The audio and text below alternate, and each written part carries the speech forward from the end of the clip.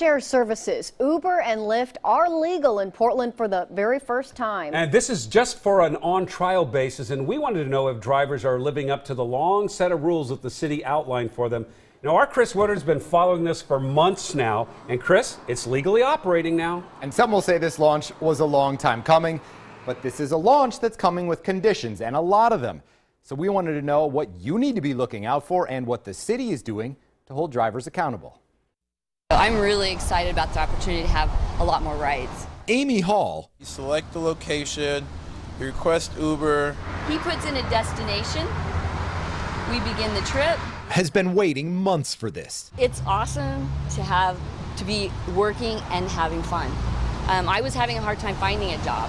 She's Portland's first legal Uber driver. We've been waiting for a really long time. Local nonprofit leader Charles McGee, the first customer. Portland's clearly changing, Portland's clearly evolving, and Uber is just sort of another person to add to the family. I looked into it and found the city has issued required licenses and approvals for 202 Uber drivers and 133 Lyft drivers. But after months of back and forth, fighting and negotiating with the city, there are rules.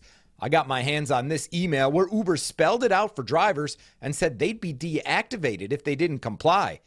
We asked Hall if she had the documents. Absolutely. I keep mine now in the glove box. So I have my insurance, my registration, my business license, and my inspection. We also met a Lyft driver who showed us hers. Lyft sent us a link to go to portland.gov, I think. I think I got it like 12 hours later. She was just as thrilled to now be driving in the big city. I'm looking forward to meeting a lot of people, talking to people in the drives, and of course, like taking home an extra paycheck so I can save for my wedding.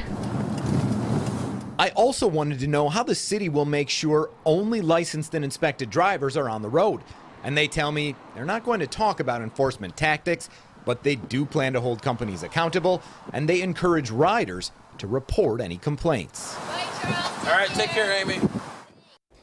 And today I also found out Uber will not be using surge pricing for a while. That's that controversial process where they hike up the rates, sometimes quite a bit during really busy periods.